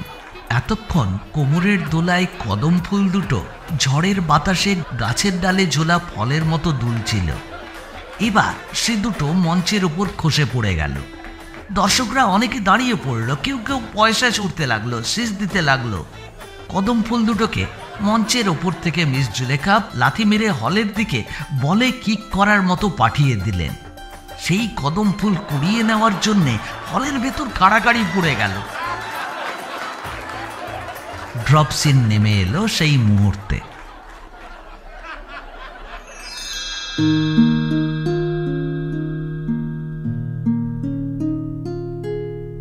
মুখের মধ্যে সুডোল বাহুতে এবং শরীরে সর্বত্র ঘামের বিন্দু। উত্তেজনায় ও পরিশ্রমে ঘন ঘন নিঃশ্বাস পড়ছে, নাক ফুলে ফুলে উঠছে। মিস জুলেখা উইংস দিয়ে বেরোনোর পথে সহদেব বাবুর বাহু আকর্ষণ করে পাশের একটা ছোট ঘরে প্রবেশ করলেন। সহদেব বাবুর বুকের মধ্যে তোলপাড় করতে লাগলো। তিনি জীবনে এমন অবস্থার সম্মুখীন এর আগে কখনো হননি। কিন্তু তেমন গুরুতর কিছু ঘটল না। মিস জুলেখা একটু দম নিয়ে তারপর চোখে মুখে একটা মোহময়ী ভাব এনে মোদির দৃষ্টি মেলে সহদেব বাবুকে বললেন, নাচ কেমন দেখলেন? তারপর সহদেব বাবুর থতমত খাওয়া অবস্থা দেখে বললেন, আসলে জানেন তো, এই নাটকের স্টোরিটা ভীষণ প্যাথেটিক। নাচটা হলো একটা কলেজে পড়া ভদ্র ঘরের মেয়ের। সে মেয়ে পরীক্ষার ফি দিতে পারছে না, তাই টাকা জোগাড় করার জন্য সে হোটেলে নাচছে। ইতিমধ্যে মিস জুলেখার নির্দেশানুসারে দুটো কোল্ড ড্রিঙ্ক এসেছে। সত্যিই কোল্ড, বেশ ঠান্ডা। সেই ঠান্ডা পানীয় স্ট্র দিয়ে ডকডক করে খেতে খেতে মিস জুলেখা বললেন, আমার পরের নাচটা আধ ঘন্টা পরে। সে নাচটাও খুব দুঃখের। মেয়েটা পরীক্ষা ভালোই দিয়েছে, কিন্তু পরীক্ষার খাতা যে লোকটা দেখছে, সেই লোকটা শালা 1 নম্বরের লম্পট। সে বলেছে, আমাকে ডান্স দেখাতে হবে, না তোমায় পরীক্ষায় পাশ করাবো না। বাধ্য হয়ে মনের দুঃখে মেরে ডান্স করছে। এতক্ষণ সহদেব বাবু কোনো কথা বলেননি। এবার বললেন, ও তাই নাকি? যাকে সব কথা, এবার পটলের ব্যাপারটা বলি। মিস জুলেখার কাছ থেকে যতটুকু জানা গেল তা হলো এই রকম। পটল অর্থাৎ পটললাল পালকে মিস জুলেখা অনেক দিন ধরেই চেনেন। তার পূর্বতন স্বামী আগরওয়ালার সঙ্গে পরিচয় ও ধর্মান্তরিত করে বিয়ে দেওয়া দুটোতেই পটললালের মুখ্য ভূমিকা ছিল। সে ছিল আগরওয়ালার গোপন কাজের সহায়ক। যদিও পটললাল বয়সে অনেক ছোট, আগরওয়ালার মৃত্যুর পর পটলকেই বিয়ে করেন মিস জুলেখা। কিন্তু তখন তিনি জানতেন না যে পটললাল কপর্দক শূন্য। তা হোক, পটললালকে তিনি ছাড়তে চান না। বিয়ে করে করে তিনি হদ্দ হয়ে গেছেন। পটললালের খরচ খরচা সবই তিনি চালাবেন। কালীঘাটের মা কালীর কাছে প্রার্থনা করে মাদুলি নিয়ে এসেছেন, যাতে তাঁকে এরপর আর বিয়ে করতে না হয়। এই পর্যন্ত বলে মিস জুলেখা কোমরের মাদুলিটা হাত দিয়ে দেখালেন। সহদেব বাবু বললেন, এই মরেছে, না না থাক থাক থাক। এবার মিস জুলেখা কান্নায় ভেঙে পড়লেন, বললেন, পটল, আমার পটল লাল চুরি হয়ে গেল। কিরকম মানে চুরি হয়ে গেল? এই চুরি হয়ে গেল মানে কি? একটা এই সদ্য মানুষ, মানে আস্ত মানুষ চুরি হয়ে যায় কি করে? চোখের জল স্টেজ থেকে কুড়িয়ে আনা সেই নীল ওড়নাটা দিয়ে মুছে মিস জুলেখা বললেন, তাই তো হলো, ওই শয়তানি রেশম কুমারীর কাজ ওটা। ব্যাপারটা প্রথমে না বুঝলেও ধীরে ধীরে সহদেব বাবু মিস জুলেখার কাছ থেকে জানতে পারলেন রেশম কুমারী হলো যাত্রার নায়িকা। মিস জুলেখা যেমন মোটেই মিস নন, তেমনি শ্রীমতী রেশম কুমারী কুমারী নন। তিনি পটললালের প্রথমা স্ত্রী। একেবারে সেই পরশুরামের ভূষণ্ডির মাঠের কাহিনী। যখন পটললাল ও রেশম কুমারী একত্রে থাকতেন, দৈনিক অলস অকর্মণ্য পটললালকে রেশম কুমারী জুতো পেটা করতেন। পটললালের বুকে পিঠে হাই হিলের লাঞ্ছনা চিহ্ন মিস জুলেখা অনেকবার দেখেছেন। পটললাল যখন এসে কেঁদে পড়তেন, অনেক নারকেল তেল মলম সেই সব ক্ষতস্থানে মিস জুলেখা লাগিয়ে দিয়েছেন। কিন্তু আজ 2-2.5 বছর পটললাল আর রেশম কুমারীর ছাড়াছাড়ি। রেশম কুমারীর সোনার নাকছাবি চুরি করে সেই যে পটললাল পালিয়েছিলেন, তারপর রেশম কুমারী তার আর খোঁজ খবর নেননি। এখন এতদিন পরে মিস জুলেখা পটললালকে মালা বদল করে কালী সাক্ষী রেখে জীবনসঙ্গী করার পর আবার পটললালের উপরে রেশম কুমারীর দৃষ্টি পড়েছে। কিন্তু মিস জুলেখাই বা তার দাবি ছাড়বেন কেন? রীতিমতো 51 টাকার ধর্ম বিয়ে, পটললালের ওপর তার অধিকারী বা কম কি? এই নিয়ে রেশম কুমারীর সঙ্গে মিস জুলেখার অনেক বচসা, চিৎকার চেঁচামেচি, হাতাহাতি পর্যন্ত হয়েছে। কিন্তু এই ব্যাপারে পটললালের মনোভাব এতদিন কিছুই বুঝতে পারেননি মিস জুলেখা।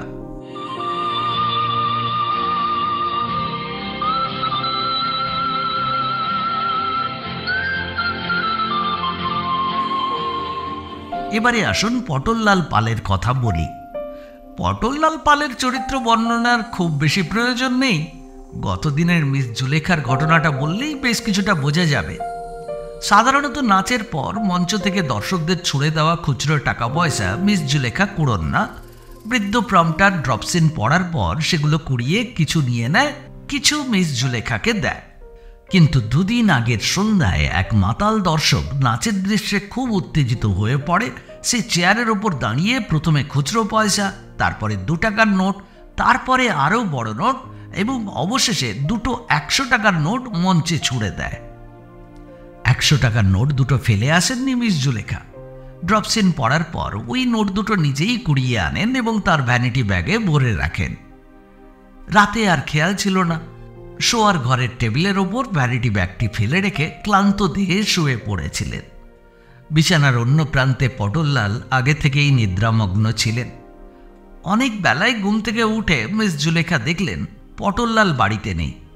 বিনাপানি নামে তার কাজের লোককে জিজ্ঞাসা করতে সে বলল, জামাইবাবু একটু আগে বেরিয়েছে।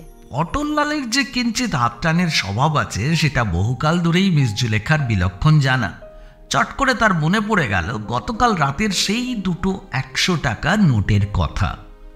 যা ভেবেছিলেন ঠিক তাই। 100 টাকার নোট দুটো ভ্যানিটি ব্যাগ থেকে উধাও।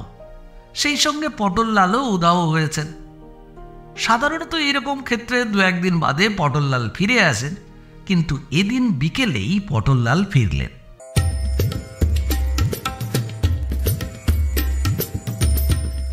সঙ্গে সঙ্গে দুর্বল পটললালের পাঞ্জাবির কলার চেপে বলশালিনী মিস জুলেখা তার সবকটি পকেট সার্চ করলেন।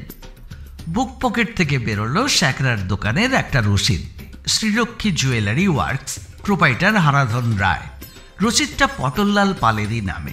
লেখা আছে লাল পাথর বসানো নাকছাবি বাবদ অগ্রিম 200 টাকা। রসিদটা দেখা মাত্র মিস জুলেখার মাথায় রক্ত চড়ে গেল। নাকছাবির অগ্রিম রসিদ দেখেই বুঝতে পারলেন এটা সেই শয়তানি রেশম কুমারীর জন্যে বায়না দেওয়া হয়েছে।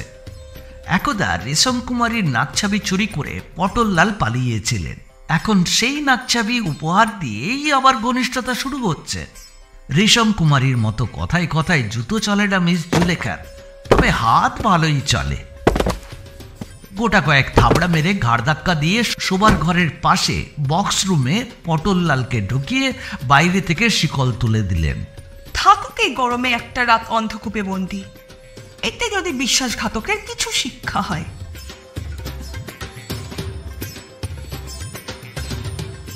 পটললালকে বক্স রুমে আটকে রেখে মিস জুলেখা নাচতে চলে গেলেন। ফিরে এলেন রাত 10টা সাড়ে 10টা নাগাদ। পটললালের অধঃপতনে মর্মাহত হয়ে আজ বহুদিন পর তিনি এক বোতল দিশি মদ টেনেছেন। আজ দিল মোহাম্মদ বা অন্য কাউকে তার কোমরের মাদুলি নিয়ে গোছগাছ করতেও বাধা দেননি। মিস জুলেখা বাড়ি ফিরলেন রীতিমতো স্খলিত পায়ে, প্রায় টলতে টলতে। তখনও বক্সরুমের বাইরের শেকলটা আটকানো। ক্লান্ত দেহে বিছানায় শুয়ে মিস জুলেখা অল্পক্ষণের মধ্যেই ঘুমিয়ে পড়েছিলেন। কিন্তু কিছুক্ষণ পরে বক্সরুমের মধ্যে নানান রকম খুটখাট শব্দে তাঁর ঘুম ভেঙে গেল। তিনি বুঝলেন পটললাল বন্ধ ঘরের মধ্যে চলাফেরা করছে। জানালাহীন বন্ধ ঘরে এই গুমোটে হয়তো পটললালের দম আটকে আসছে। পটললালের ওপর এতক্ষণে একটু মায়া হলো মিস জুলেখার। তিনি উঠে গিয়ে অন্ধকারে হাতড়ে হাতড়ে বক্সরুমের দরজাটার শিকলটা খুলে দিলেন।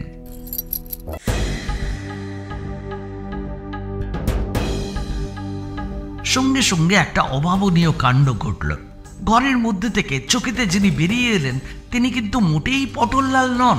সালোয়ার কামিজ পরিহিতা এক দশাশয়ী মহিলা বেরোলেন ঘর থেকে। কিঞ্চিত মত্ত হলেও শ্রীমতী জুলেখার জ্ঞান বেশ টনটনে থাকে।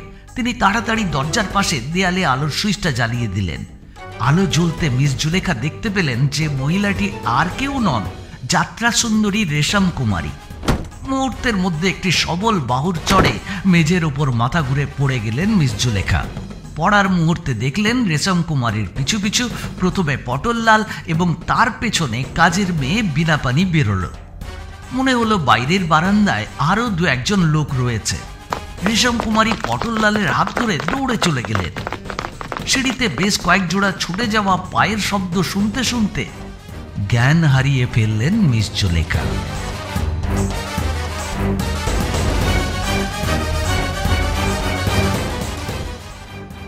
তার মুখে চোখে জল দিয়ে জ্ঞান ফেরাতে বিনাপানির 15 মিনিট লাগল।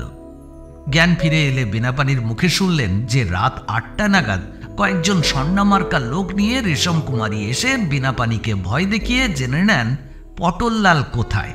তারপর বিনাপানিকে নিয়ে তিনি ওই বন্ধ ঘরে ঢুকে যান এবং পটললালকে বলেন, আজ জুলেখাকে শিক্ষা দেব।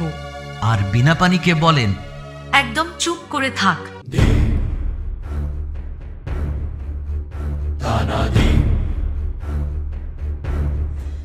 মিস জুলেখা থাকেন মৌলালির কাছে একটা পুরনো গলিতে।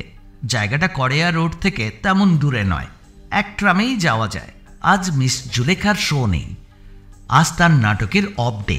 এইসব দিনে অনেক সময় তিনি সন্ধ্যের দিকে কোনো বারে গিয়ে এক্সট্রা নাচিয়ে হিসেবে কিছু উপরি উপার্জন করেন। কিন্তু স্বামী পটললালের শোকে তিনি ক্রমশ উথাল পাতাল হয়ে উঠেছেন। উপরি রোজগারে তার রুচি নেই, তিনি প্রায় শয্যাশায়িনী হয়ে রয়েছেন। মিস জুলেখার ওখানে সন্ধ্যার দিকে যাওয়ার কথা ডাক্তার সহদেব সুখের, কিন্তু তার আর তর সইছে না। গরমের দিনের দীর্ঘ বিকেল, দিনের আর অন্ত নেই, দিনটা যেন শেষই হচ্ছে না। 7টার আগে সন্ধে হবে না। বহুদিন ধুতি পাঞ্জাবি পরেননি সহদেব বাবু। আজ বিকেল 5টা থেকে ধুতি পাঞ্জাবি পরে বসে আছেন আর গরমে গল গল করে ঘামছেন।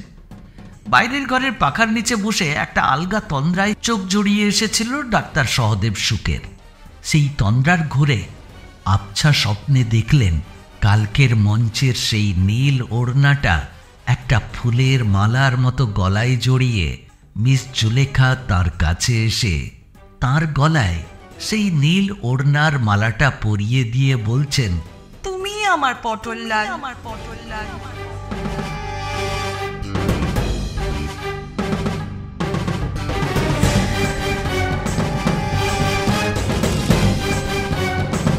তাড়াতাড়ি সুখ স্বপ্ন ভেঙে জেগে উঠে সহদেববাবু ভাবলেন দেরি হয়ে গেল। কিন্তু দেয়াল ঘড়িতে তাকিয়ে দেখলেন তখনও 6টা বাজতে 5-7 মিনিট বাকি। বাথরুমে গিয়ে মুখে চোখে জল দিয়ে বাইরের ঘরে ফিরে এসে আবার বসলেন তিনি। একটু আগের স্বপ্নের আমেজটা তখনও তাকে জড়িয়ে রয়েছে। নীল ওড়না কি করে ফুলের মালা হয়ে গেল সেই কথা ভাবতে লাগলেন সহদেববাবু। অথচ তার এখন ভাবার কথা পটললালের অন্তর্ধান নিয়ে, রহস্যজনকভাবে পটললালের গায়েব অথবা নিরুদ্দেশ হয়ে যাওয়া নিয়ে।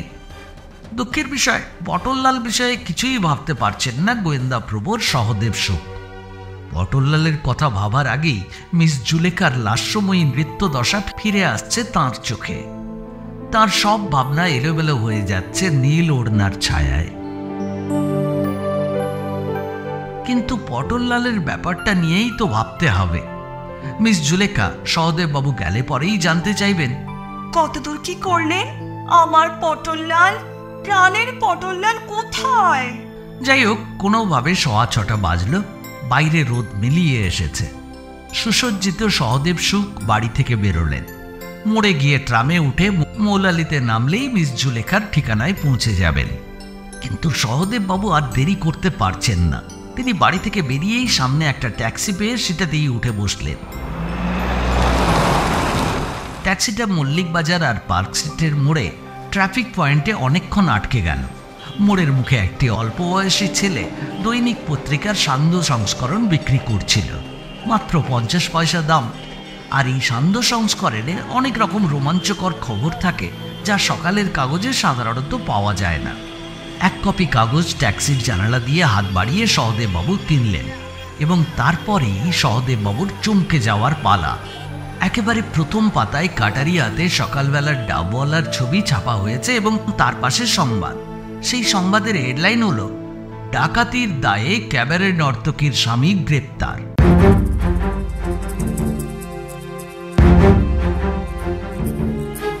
সংবাদের মধ্যে ঘটনার বিস্তারিত বিবরণ ছাপা হয়েছে। জেরার মুখে পুলিশের কাছে আসামি কবুল করেছে যে তার নাম হলো পটললাল। সে বিখ্যাত ক্যাবারে নাচিয়ে মিস জুলেখার বর্তমান স্বামী। আজ সকালে একটি বহুতল বাড়ির লিফটের মধ্যে মারাত্মক কাটারিয়াতে একটি নাটকীয় পরিস্থিতির মধ্যে পুলিশ প্রচণ্ড তৎপরতার সাথে তাকে হাতে নাতে গ্রেপ্তার করে। স্থানীয় থানা থেকে দুপুরবেলা তাকে গোয়েন্দা দপ্তরে নিয়ে আসা হয়েছে। সেখানে গোয়েন্দা দপ্তরের উপপ্রধান স্বয়ং তাকে জেরা করেছেন। দুপুরবেলাতেই আসামিকে ব্যাংশাল কোর্টে নিয়ে যাওয়া হয়। সেখানে পটললালের হয়ে কেউ জামিনের আবেদন করেননি। বিচারক তাকে 7 দিন পুলিশি হাজতে রাখার নির্দেশ দিয়েছেন। আবার গোয়েন্দা দপ্তরে নিয়ে এসে তার জেরা চলছে। কিন্তু পটললাল এখনো স্বীকার করেনি যে সে ডাকাতি করার উদ্দেশ্যে ওই বহুতল বাড়িতে প্রবেশ করেছিল।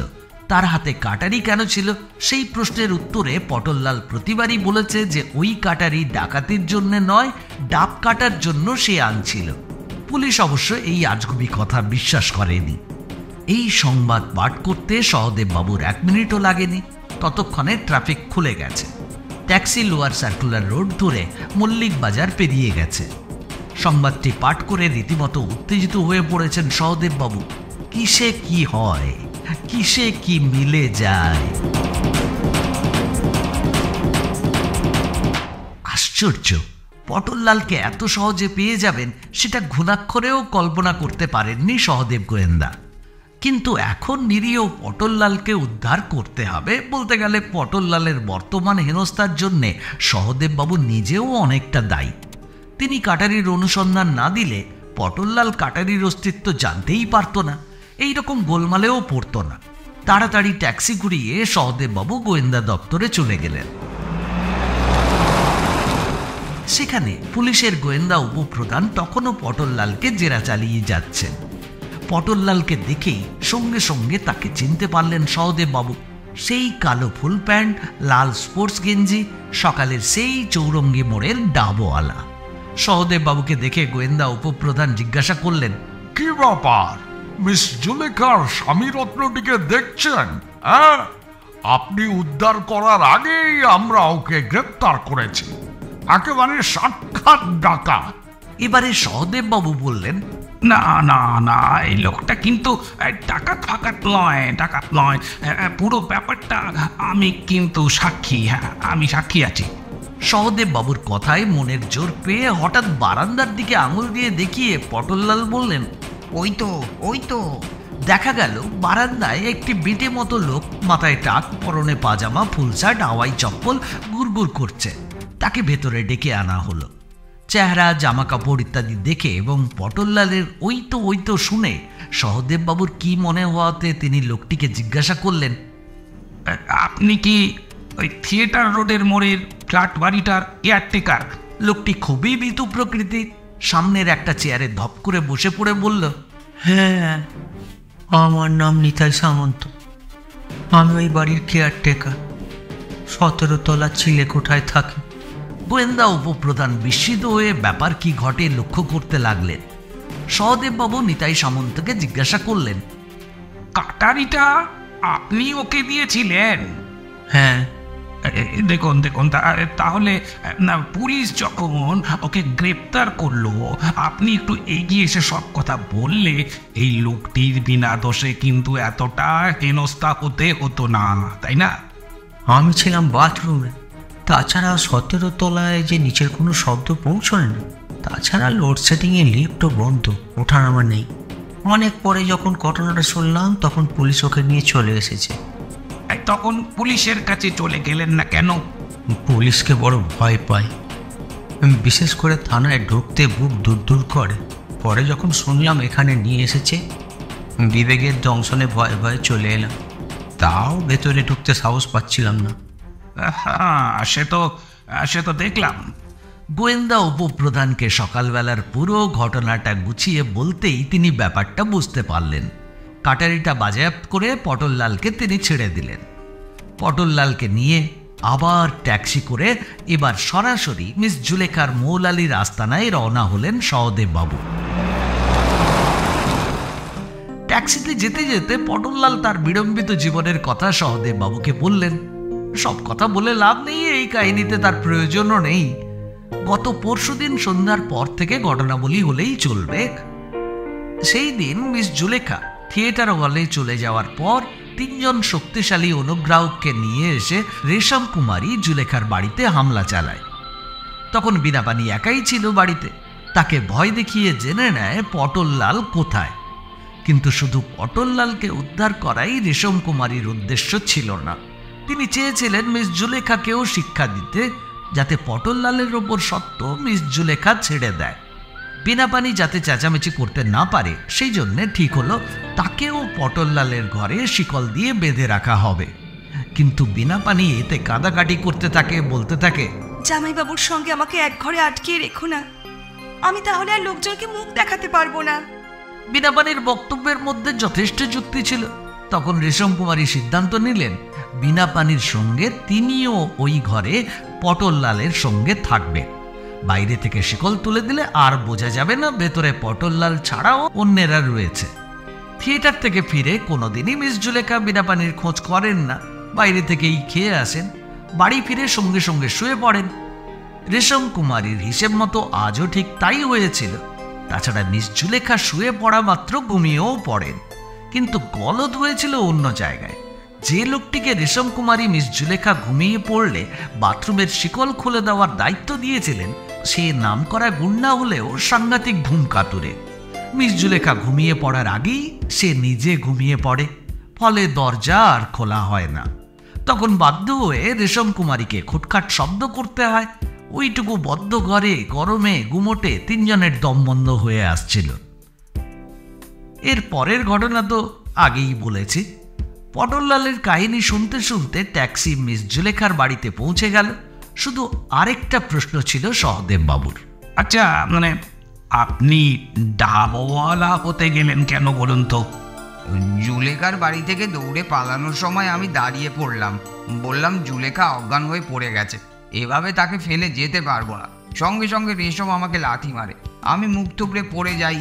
রেশমের লোকেরা আমাকে 5 কোলা করে তুলে গাড়িতে করে রেশমের বাড়িতে নিয়ে আসে। পরদিন দুপুরে রেশম যখন রিহার্সাল দিতে যায়, আমিও পালাই। তারপর শ্যাকরার দোকানে গিয়ে বলি নাক চাবি লাগবে না, আমার অগ্রিম 200 টাকা ফেরত দিন।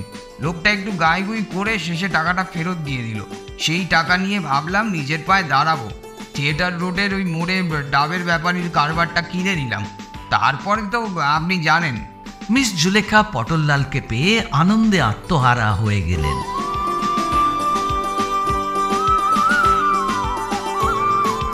তার শুধু একটাই প্রশ্ন, পটললাল আর পালাবে না তো? না না, পালালেও ওই রেশম কুমারীর কাছে আর যাবে বলে তো মনে হয় না। এমনকি ওর নাকছাবির বায়নার টাকাও ফেরত নিয়ে এসেছে। আপাতত এতেই সন্তুষ্ট মিস জুলেখা। পটললালকে নিয়ে তিনি নৈশভোজ করতে পার্ক স্ট্রিটের দিকে রওনা হলেন। ডাক্তার সহদেব সুখকেও সঙ্গ দিতে বললেন। সহদেব বাবু বাইরে খান না, সপাক খান, তাই গেলেন না। এই মিলনান্ত কাহিনীর অবশেষে একটা ছোট্ট দুঃখের ব্যাপার আছে। ডাক্তার সহদেব সুখ ভেবেছিলেন মিস জুলেখা তাকে ফি দেবেন তার 2 মাসের রাঁচের মজুরি 10,000 টাকা। মিস জুলেখা তো স্পষ্টই বলেছিলেন আমার 2 মাসের নাচ, কিন্তু তার মানে যে নগদ টাকা নয়, মিস জুলেখা তাকে 2 মাস উইংস থেকে তার নাচ উপভোগ করতে দেবেন, সেটা সহদেব ডাক্তার ভাবেননি।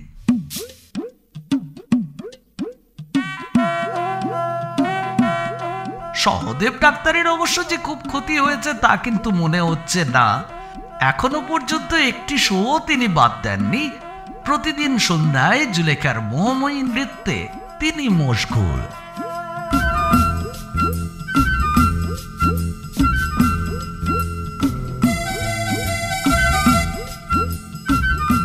পটললাল ও মিস জুলেখার গল্প পটললাল অপহরণ রহস্য গল্পটি এখানেই শেষ হলো।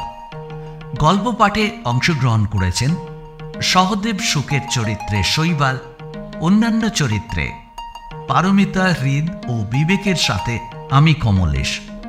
আমাদের উপস্থাপনায় এই গল্পটি যদি আপনাদের আনন্দ দিয়ে থাকে, আপনাদের যদি ভালো লেগে থাকে, আর এখনও যদি আমাদের চ্যানেলটিকে সাবস্ক্রাইব না করে থাকেন, তাহলে প্লিজ এখনই সাবস্ক্রাইব করুন, আর সেই সাথে লাইক, কমেন্ট আর শেয়ার করার কথা ভুলবেন না।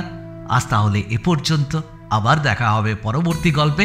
সবাই ভালো থাকবেন, সুস্থ থাকবেন আর শুনতে থাকবেন রেনবো মিডিয়া স্টুডিও।